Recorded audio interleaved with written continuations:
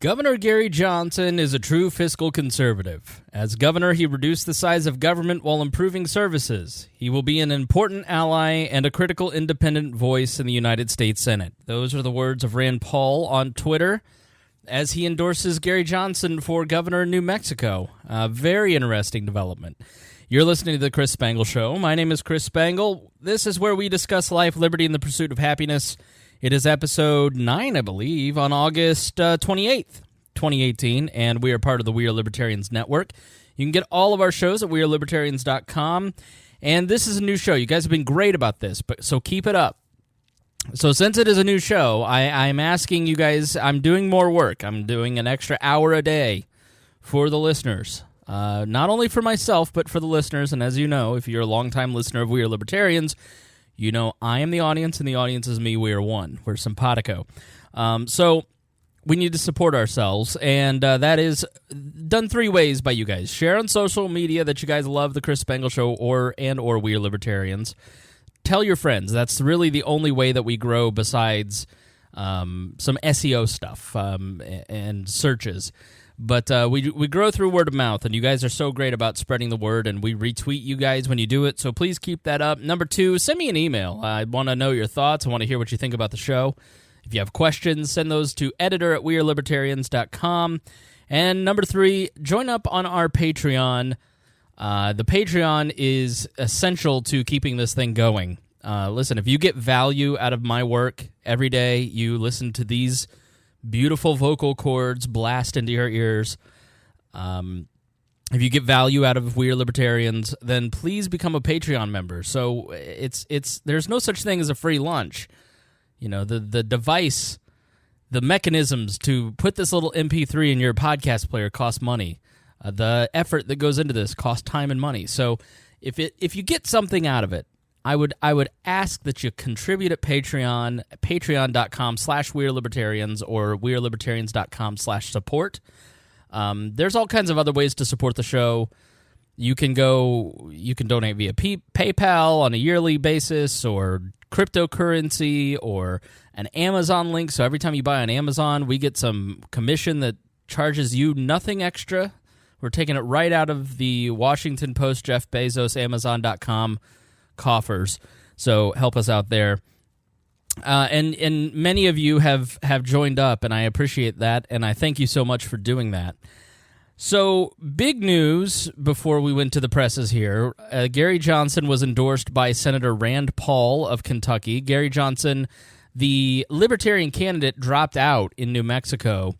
I don't know why. I never actually found out why. And so Gary was drafted to run last minute and is running in New Mexico and is trying to put all the pieces together. I mean, within 2 months of doing this, it's pretty tremendous, a tremendous effort, especially when you're handicapped with his campaign manager, Ron Nielsen, who I am not a fan of, but I love Gary Johnson, and I've met him. He is a fundamentally decent person. A little story about Gary.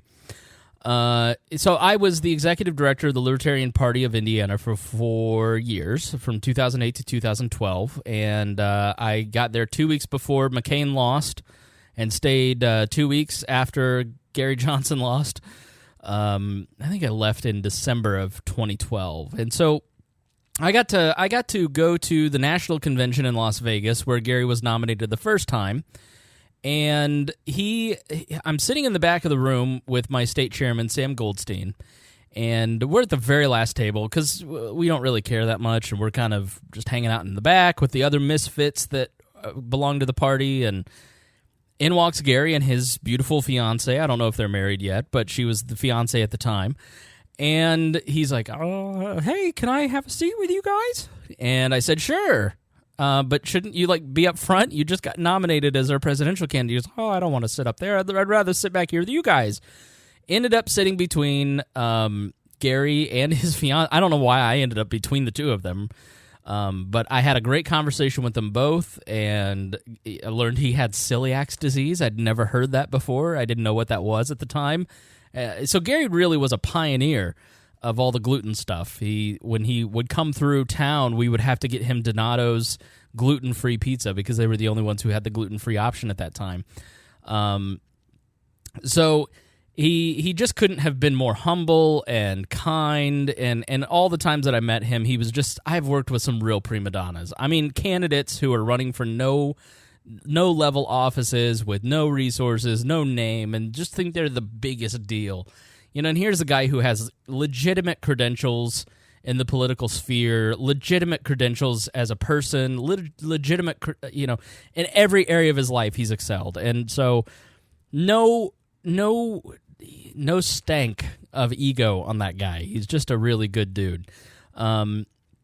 So I'm very excited that he is running for the seat, and I hope that I hope that he wins, and I think that it's incumbent on anyone who believes in Gary Johnson winning to get their butt to New Mexico and help out. If not, then donate to his campaign, because I think it would be a tremendous shock to the system to have a libertarian win a statewide election and serve in the United States Senate for the next 6 years.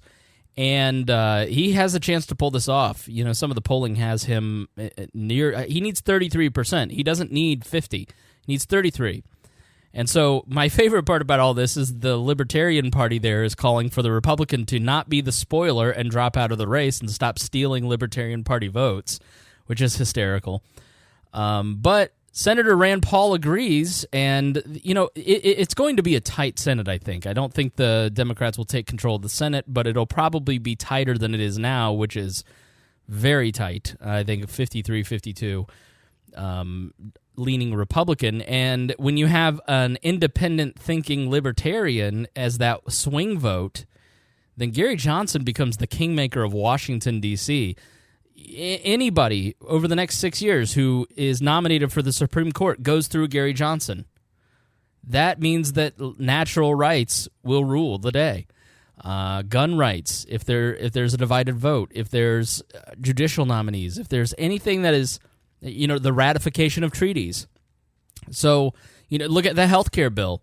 If it had been Gary Johnson and not John McCain in that seat, then there would be a full repeal of Obamacare. So I think it is an incredibly exciting prospect that Gary Johnson could be in the Senate, and I'm very pleased to see that Rand Paul agrees and actually threw his weight behind him, because here's the deal. So Ron Paul, whom we all love, Ron, is different, and we love him for his quirks because they're our quirks, but I fully recognize that he's a different cat compared to many people in Washington, D.C., and he's very tied in with Lew Rockwell, who founded the Mises Institute, which has been... I have a lot of thoughts on Lew the man, but at the end of the day, Lew Rockwell is the person who's responsible for archiving so many of the great resources of the Austrian school of thought and libertarianism itself. And those two are very tight. And Ron was really tight with Murray Rothbard himself, who, as I think I mentioned on We Are Libertarians at some point, maybe in our bonus episode, he's like on the Mount Rushmore of libertarians of the 20th century. So, Ron was very close to those guys. And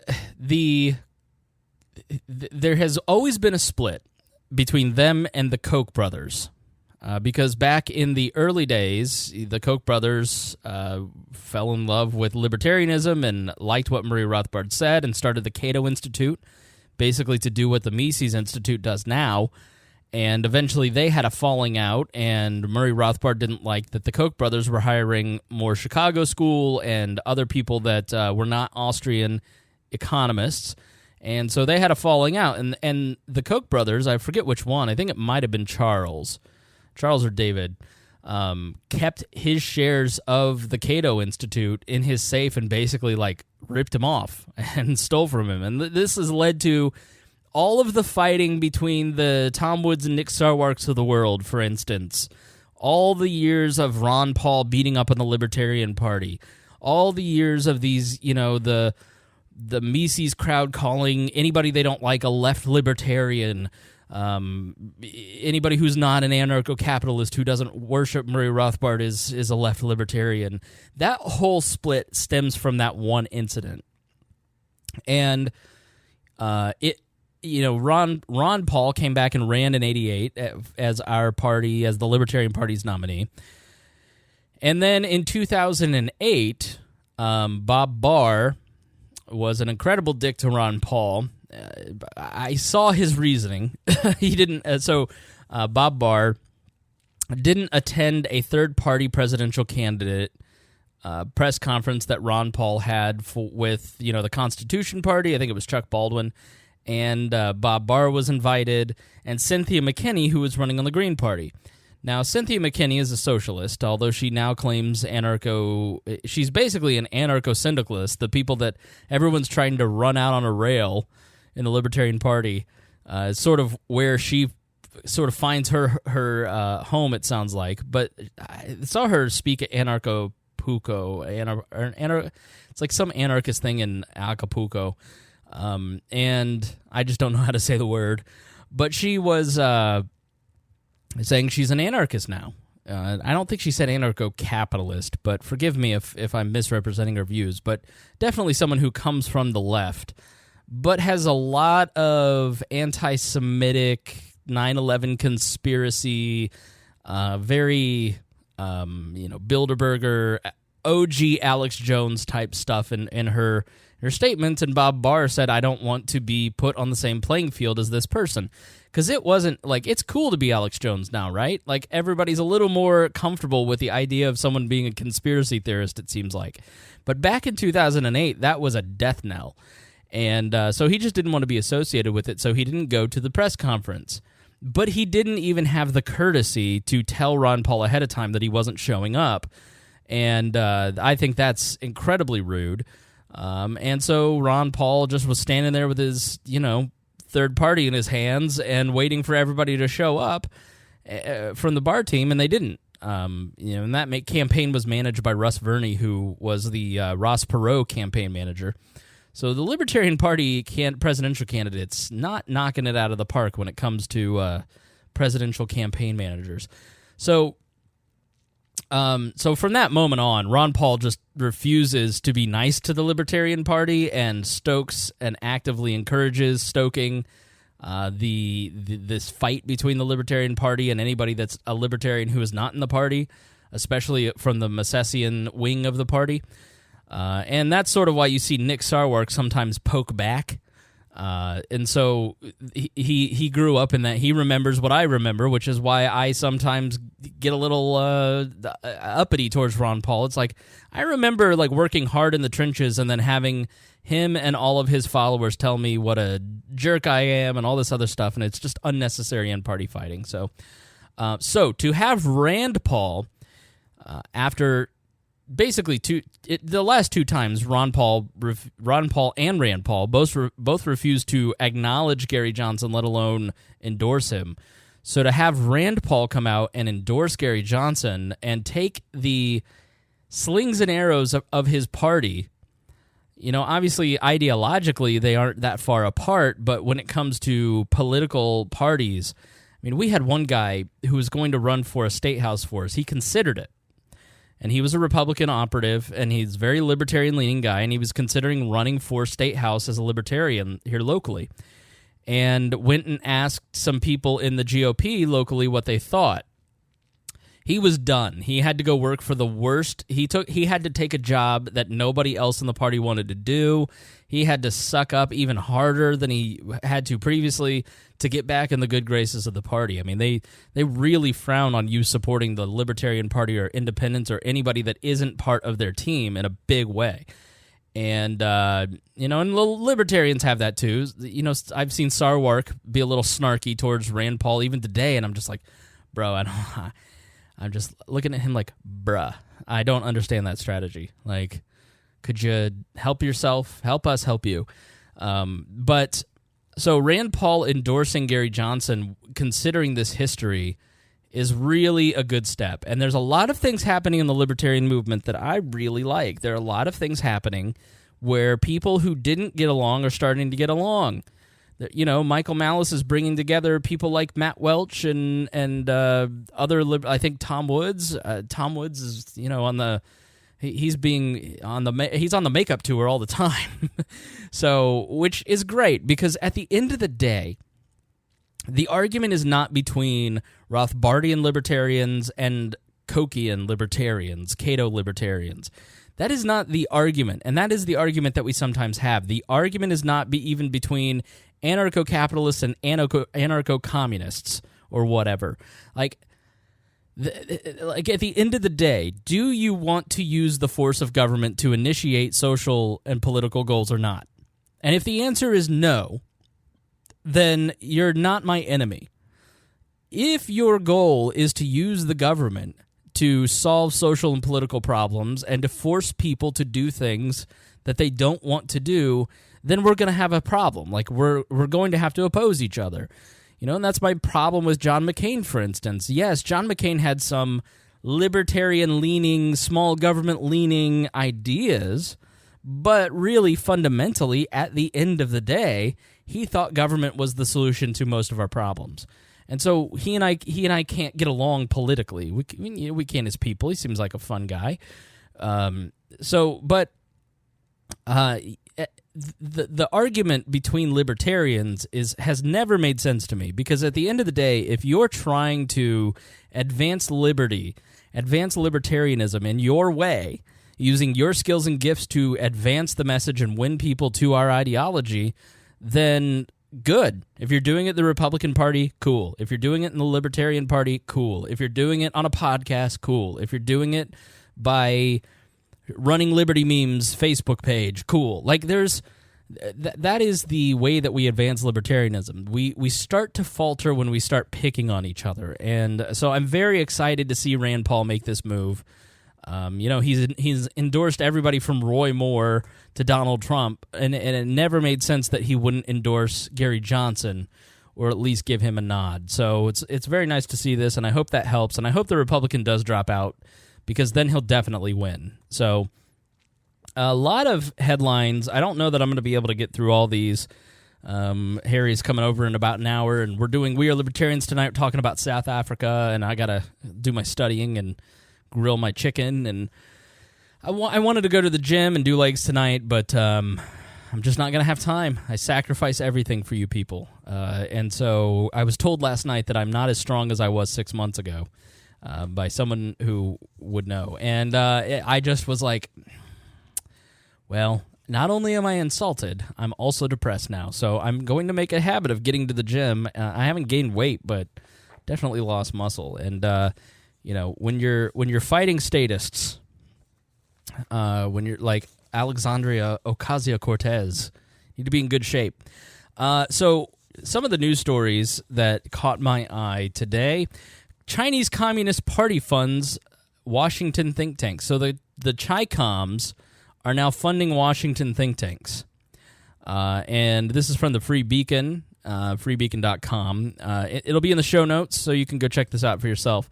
China's Communist Party is intensifying covert influence operations in the United States that include funding Washington think tanks and coercing Chinese Americans, according to a Congressional Commission report. The influence operations are conducted by the United Front Work Department, a central committee organ that employs tens of thousands of operatives who seek to use both overt and covert operations to promote Communist Party policies.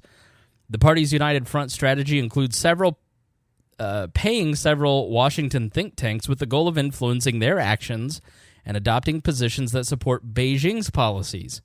The Chi-Coms have sought, my word, not theirs, has sought to influence academic discourse on China, and in certain instances has infringed upon and potentially criminally violated rights to freedoms of speech and association that are guaranteed to Americans and those protected by U.S. law, the report says. Johns Hopkins, the famous hospital, and their think tank on medical policy is one of them. But some of these are really big institutions. These are think tanks that I go to daily looking for policy information, because the thing about think tanks is you got to take things with a grain of salt, right? Like, that when you're reading the Council on Foreign Relations report, which was, in yesterday's show notes, about the war, I think they titled it War Wide Web, and it's basically just about how there is the American-backed internet is losing its promise, and so we need government to make it great again. And so we need government oversight by the Americans and possibly the UN to get control of the internet and make sure that it's safe for democracy. Okay. No, that's the exact opposite of internet freedom. And so you know that the Council on Foreign Relations, for instance, is probably going to have really good information on and insights on how the diplomacy will unfold on things like the Syria situation.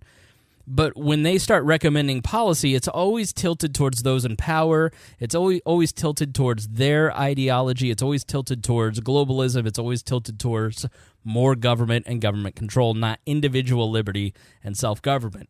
And so you have to be really careful when you read Brookings and, even American Enterprise Institute, AEI, which is conservative-leaning. Definitely when you read Center for American Progress, the Wilson Center, the Atlantic Council.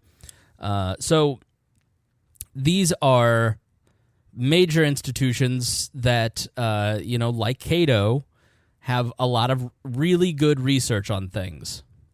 And then there's some stuff that is really awful, and it has a certain point of view. But you can get a lot of information by listening to some of their podcasts, watching some of their videos, reading some of their studies. It's like the Bernie healthcare study that we did on We Are Libertarians recently. That was from the Mercatus Institute. So think tanks employ people just to basically research policy and how things are going to work, and so you can get a lot of good information. But when Chinese communists are starting to fund this stuff, it's the argument about the Kochs and the Mercatus study. It's like when the Kochs are your major funders, of course they're going to influence subtly how things are done. I've worked for a think tank. I've worked for a board of directors. I've worked for a board of directors that was funded by one person, essentially. It was damn near a foundation. And so you're always kind of thinking, okay, my work needs to make sure that I make this person happy because they're writing the check. So when the Chinese communists, and it doesn't say in here to what extent, are they sending $500 or are they 10% of the budget? So it doesn't say in here, so you don't know. But listen to the think tanks that are included in this. Johns Hopkins, the Brookings Institution, the Atlantic Council, the Center for American Progress, East-West Institute, Carter Center, Jimmy Carter, and the Carnegie Endowment for International Peace. These are the most influential. You're missing Council on Foreign Relations and RAND Institute. Those are the most influential of them all, so really scary stuff. This was out yesterday. This time feels really different is the headline from politicalwire.com, one of the best sites on the internet. In the wake of his recent outbursts, White House officials have discussed whether President Trump would listen to his closest New York City friends in an effort to rein him in. Two sources briefed on the matter told me that senior officials talked about inviting Rudy Giuliani and a group of Trump's New York real estate friends, including Tom Barrack, Richard Lefrak, and Howard Lorber to the White House to stage an intervention last week. It was supposed to be a war council, one source explained, but Trump refused to take the meeting, sources said. More than ever, Trump is acting and feeling and acting by instinct. Said one former White House official, Trump is nuts. This time feels really different. Deputy Chief of Staff Bill Shine has privately expressed concern, telling a friend that Trump's emotional state is very tender. Bill Shine ousted by Fox News for a Me Too violation. So, take that for what it's worth in his credibility. Islamic State claims responsibility for Egypt's Sinai attack, according to Reuters. Islamic State on Sunday claimed responsibility for an attack on an Egyptian police checkpoint in northern Sinai. The group's Amaq news agency reported saying 15 soldiers were killed and wounded in what it described as an infiltration operation. ISIS is starting to regroup, and that's something you're seeing consistently in the headlines, is that they're getting the band back together.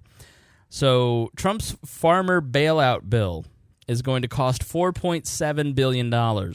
Why are we bailing out farmers to the tune of, some say 5, some say 6 billion?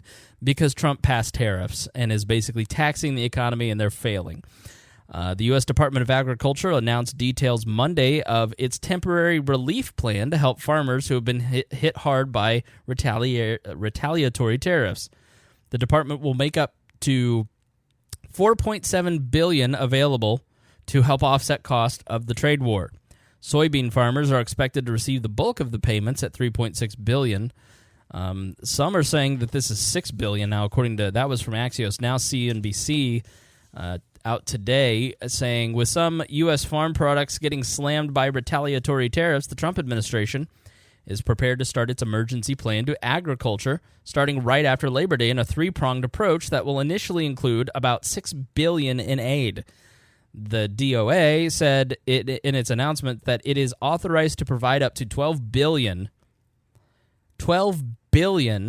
in aid to the agricultural industry. On Monday, though, the department said initial aid will consist of about $4.7 billion in payments to agricultural producers of 7 commodities, as well as federal government purchases of up to $1.2 billion in certain commodities unfairly targeted by unjustified retaliation, they said.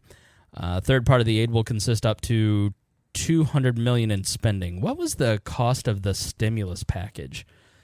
Let me Google this real quick. Cost of stimulus bill in 2008. So that was $787 billion. So that's a lot of money, but still $12 billion. Ain't nothing to sneeze at. I mean, good grief. Talk about fiscal restraint in Republicans. Huh. Bloomberg News reassigned, and notice that there wasn't a bill here that was passed. It's just the Department of Agriculture handing out $6 billion. Won't be any corruption in that either. There isn't a bill in here. The Congress didn't seem to pass anything. It just sounds like the Department of Ag is just handing this money out. So we'll be following that because that's insane. Bloomberg News reassigned reporter after Wells Fargo CEO called to complain. A Bloomberg News reporter who covered Wells Fargo was reassigned earlier this year after the bank's CEO called the news organization's editor-in-chief and complained about the reporter. Multiple people familiar with the matter told CNN. This is from CNN. This is from our buddy Oliver Darcy, who is leading the charge to silence people on the internet and get them banned and deplatformed. The incident rocked part of the banking team. Bloomberg's primary source of revenue, he writes, is selling subscriptions to the Bloomberg terminal, which cost approximately $20,000 per year. Like most banks and companies in the financial sector, Wells Fargo is a significant client. If the bank were to pull subscriptions from the terminal, Bloomberg could lose millions of dollars in revenue. The chain of events was prompted by a story. The reporter, I'm not even going to try it, Shahin Nasiri Poor, wrote in March. The story called Wells Fargo the preferred financier for the U.S. gun industry and detailed the bank's relationship with the NRA. Following the publication of that story, Wells Fargo CEO Timothy Sloan sent employees a memo responding to Bloomberg's article. The Wall Street Journal obtained a memo and published a story based on it. And so essentially what happened is this woman wrote an article basically saying Wells Fargo is the bank of the NRA, which is an unnecessary, hostile thing to point out in the first place. And the Wells Fargo CEO targeted her and basically had her reassigned from her job, and so she's no longer covering what she was covering. Now, Oliver Darcy, the media reporter at CNN, is taking the slant here that this is a serious issue of journalism, that when Bloomberg starts reassigning reporters by speaking truth to power, and power wins, that's troubling. But I'd also say, hey, don't start any mobs.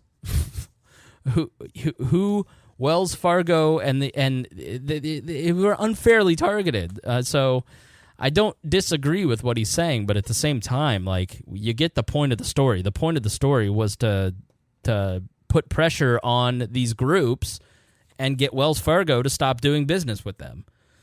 So, but we can't imagine Oliver Darcy would even understand that because he doesn't seem to understand freedom. Facebook bans Myanmar military chief and says it was too slow to act. So Facebook has banned 20 organizations and individuals in Myanmar, and this is the first time that a military or state actor has been banned from the platform, Facebook says. If you don't know, what's going on in Myanmar is legitimate genocide, and so I get Facebook not wanting to give the ability of the Myanmar government to further persecute and kill people. and not wanting to participate in that. So it's a little bit different than political speech, but I do think it is worth noting the first time they start pulling governments off of their platform. And this has been a big problem with them in the Philippines too, is that some of the scrape data that they're getting from Facebook is being used to then target certain dissidents and kill people. And so and Facebook has not acted quickly on it, and they've been beaten up for it.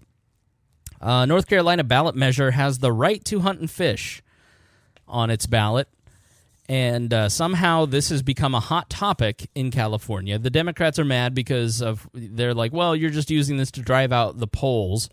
And so basically the North Carolina Republicans put together a right to hunt and fish in the North Carolina Constitution and put it on the ballot in November to drive up turnout.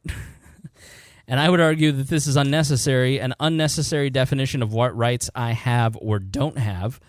But that's going on in North Carolina, not to mention, your right to a Second Amendment, to own a firearm.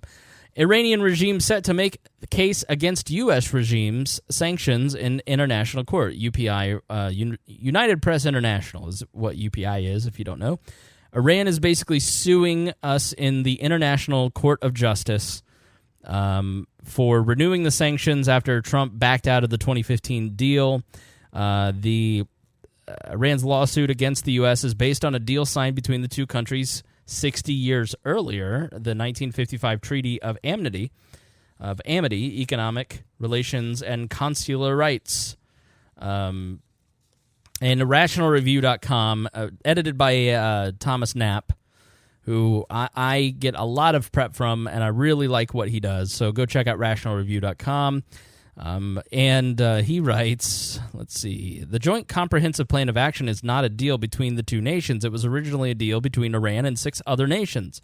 And it was then codified as a UN Security Council resolution, which Trump now has power to back out of, short of withdrawing the U.S. from the UN itself. The U.S. did not leave the JCPOA.